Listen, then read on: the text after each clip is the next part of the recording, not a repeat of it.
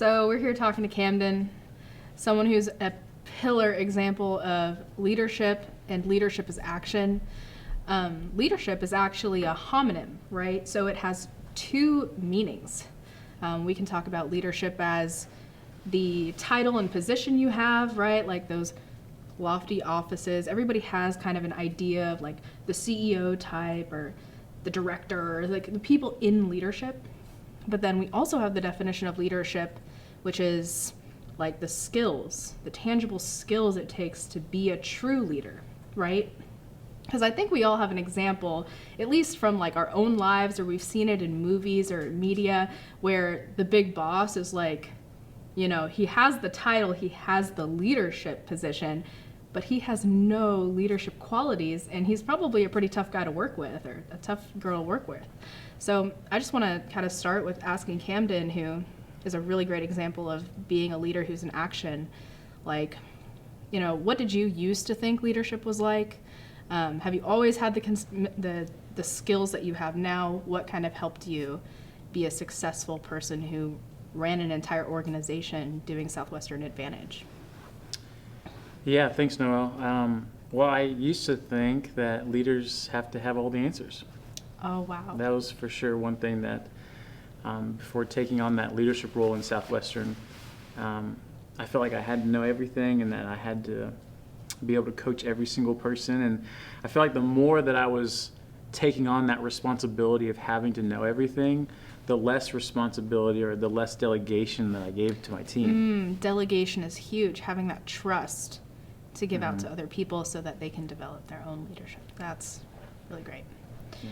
And so to you, especially speaking to, you know, maybe someone who's in high school, someone who, you know, has really, really big goals for the rest of their life, what are some of, you think, like, the best skills that you've been able to apply in your life, but for someone that age, what would you recommend they kind of start leaning into?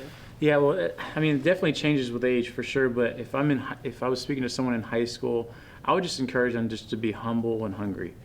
And in order to be a good leader, you got to be a good follower first. So I would ask them, like, if you really want to be a leader, then you need to find someone that you need to submit to, because you'll learn way more that way than just taking on authority and just taking on initiative. Yeah, that's so fascinating. I do find that, just like you, like the best leaders actually have the most humility, or just the ability to say, yeah, I don't know all the answers, I don't have everything in place, but I'm still going to take the action I need to move things forward.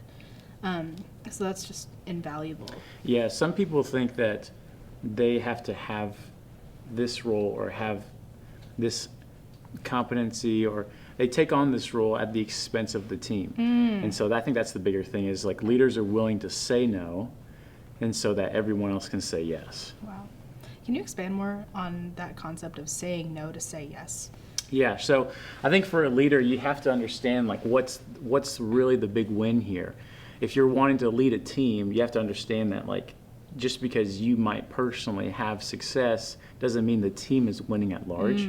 And so really figuring out what is success for the whole team is a hard question to really answer. So it's kind of like the selflessness of a leader to bring the whole team up, instead of it's all about me, it's all about the glory, I'm winning, I look good. We're really trying to make the whole team look good. Yeah. I feel like in a context where we're talking about school, you know, someone who takes charge to do the group project is the leader, actually, of the group project, someone who takes the action. Can you tell me more about how to connect the leadership and the action part, and how that might be different from everybody's conception right now of leadership? What is that action step? Yeah, I think that if you want to stay with the school environment, like that situation, like if you're the leader that's going to be working on this project, then your biggest role is making sure that everyone is playing a role. And so instead of you being the one on the court, or you being the one that's getting all the recognition for this project, if you really want to take a role, you'll take a back seat to make sure everyone's participating. Wow. And I can't even imagine, like, what that does for everybody else on the team when they see you do things like that and they see the tangible result of your leadership to help get them to do, because we all know in group projects sometimes you got that one person who doesn't do anything, and to actually be the one who takes charge and elevates the whole team, how that team then feels about you. Yeah. And it's a totally transformational relationship that, they see you as someone totally different. It's nice when people do see it, Noelle, but most of the time they don't see it. Mm-hmm. And if That's you're true. continuing to live that life, like if you want to be that leader, you have to be willing to do the right thing even when you won't get recognized for it. That's a huge one. Yeah. Leadership is so much of leadership is sacrifice. So much of that taking that back seat and doing it because it's right. Mm-hmm. Right? And to be able to influence on a large scale, you truly are in a place of selflessness. Your servant leadership, really, is a good way to put it. There's a quote that we say all the time here at Southwestern Advantage, and it's, you can't teach what you don't know, and you can't lead where you won't go. And what does that mean to you? Yeah. Honestly, it means that leadership goes first. And if you want to be someone that has the ability or the competency to be able to teach, you have to be willing to stretch that comfort zone yourself. Mm-hmm. So you have to actually walk the walk before you can talk the talk.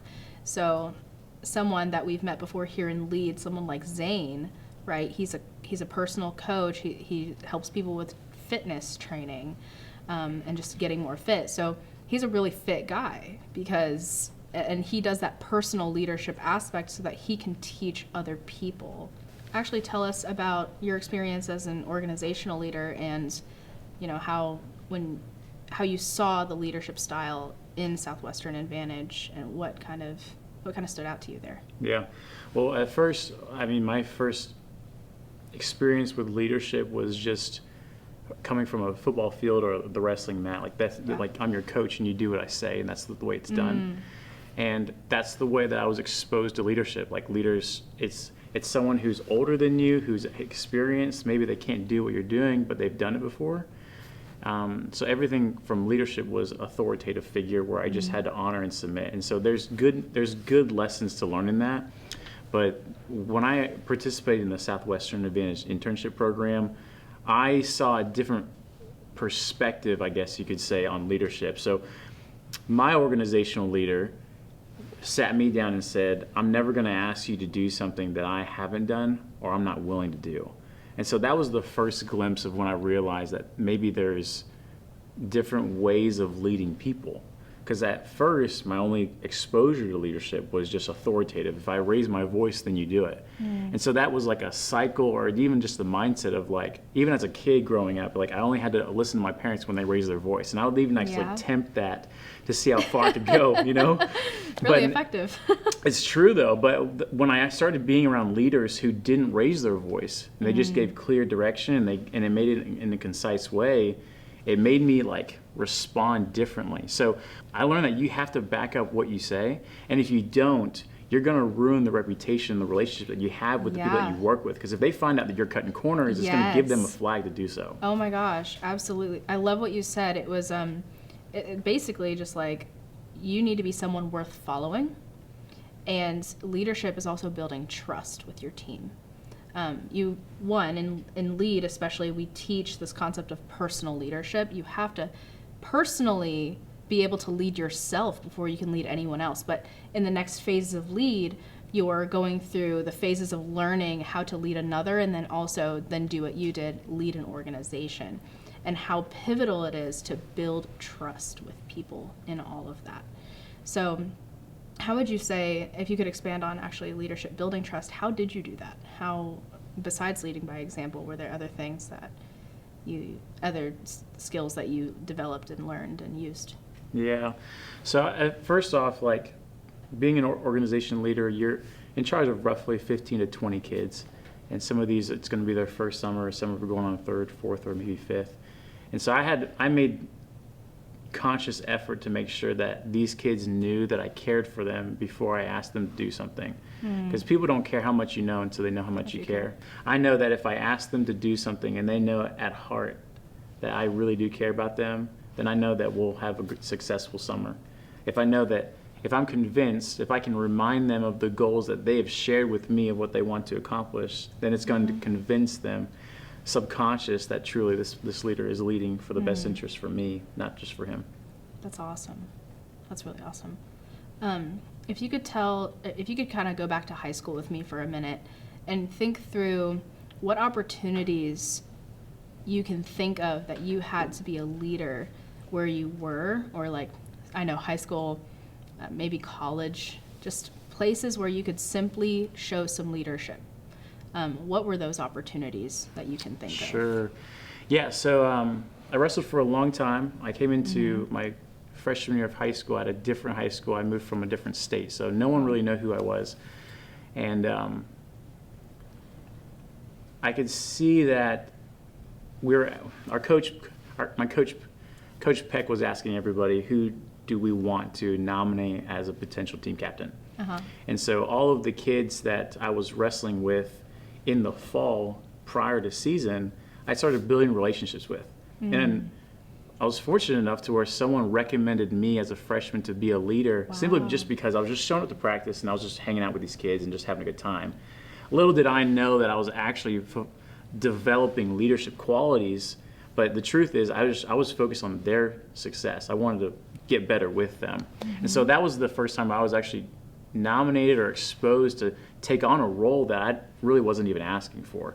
Well, that was a great answer to the question. If there are any other examples that you have besides wrestling, actually, that was a great one. Okay. Yeah, so I think for a lot of people in high school, they gradually go towards this, whoever's the best at this should be our leader. And I think that's wrong in business too. Sometimes we promote people that are just really good at sales. But the truth is that just because you know how to execute a topic or an idea or a way of doing something, or even a sport, it doesn't necessarily mean that you're someone that should be worth following. It just means that you've developed this craft.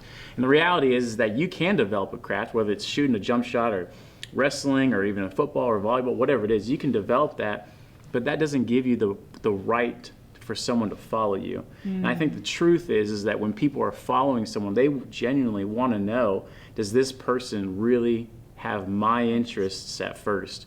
And I think if you can master both of those, where you're humble and you're hungry, the hungriness is you developing on your craft, but the humbleness is willing to submit to letting everyone else's desires be more important than you getting recognized for your own goals, your desires. That's awesome.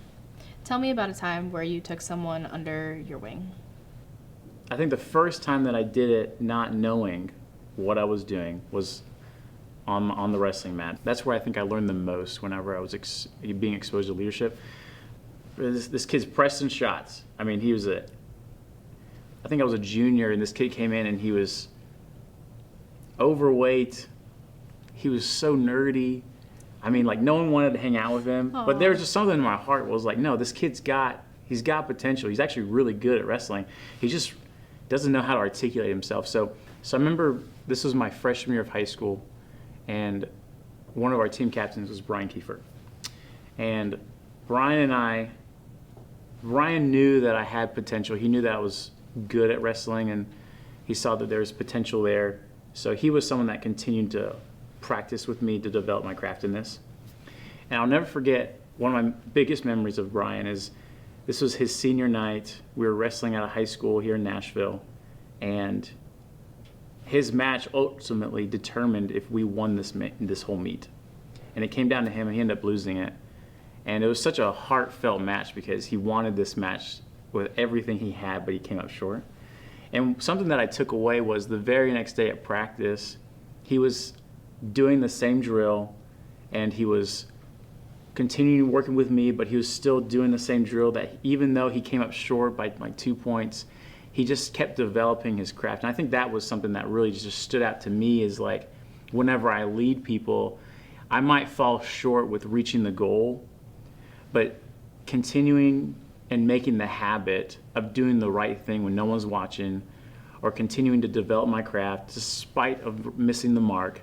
I think that was the biggest thing for leadership for me, was Leaders are judged by their results. That's just the way the Yeah. world is. It's true. But in spite of when you don't hit your result, how are you going to respond? So one of my favorite quotes is, the attitude that you have when you lose will determine how long it will be till you win. And Yeah. that was probably the biggest thing that I learned from Brian, was just being able to continue to develop, stick to the process despite coming up short. Yeah, just staying in action, man. And he was one of your first examples of a great leader. Mm-hmm. That's awesome.